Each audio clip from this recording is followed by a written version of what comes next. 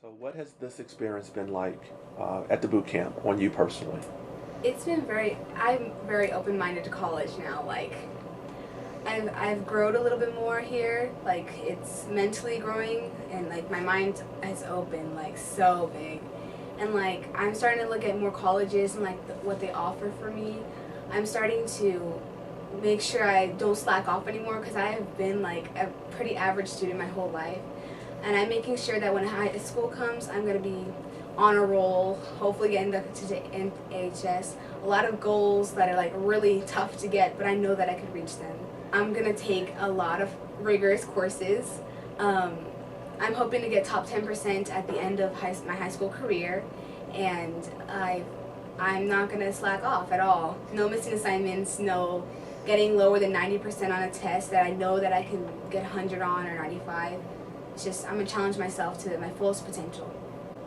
So then what types of colleges have you been researching?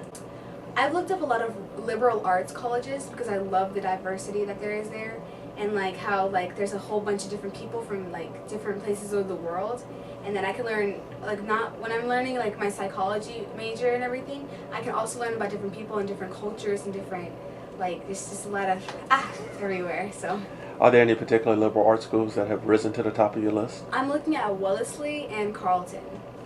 In middle school, I didn't really care about high school. I wanted to just get through it and become an Olympic swimmer. That's what my goal was. Like, I can get paid doing that, get sponsorships from that. But now I'm looking more at doing psychology, and like maybe swimming is like a priority right now, but maybe like actually boosting myself up a little bit more is more important than swimming, because swimming is not going to be forever. It's more of a job that's going to be full time and everything. Like, swimming can't pay the bills for like when I'm 70 years old or stuff like that. So I'm just swimming. It's okay if I don't make it to the Olympics. I'm just hoping to get a scholarship for swimming and academics in college. Before I came to the boot camp, I probably would have. The first 9 weeks of high school, I probably wouldn't care about my grades. I'll probably be like, it's the beginning of the year. I can fix it at the middle, at the end. But that's what happened last year. I said, oh, screw it, I'll do it later. And I was struggling with algebra at the end of at the end of 8th grade, and it was very hard to pick myself back up. Like, it was a big project that boosted my grade up from a 75 to like an 87, but that was with all my classes. So it wasn't. It's just I gotta put forward more effort in more of my classes and stuff, and that's what I'm gonna do in high school now. In 9th grade, I'm hoping to. I know I'm gonna do it. I'm not hoping, I know. I gave more of like towards my gifts and talents. Like, I want to become a lead role in theater. Like, I'm also a avid theater person, and I love doing musical theater, so that's another thing. But I really want to become a leader so I can be a role model to my younger siblings, because I do have 5 younger sisters who all look up to me right now, and I just want to show them a good person who.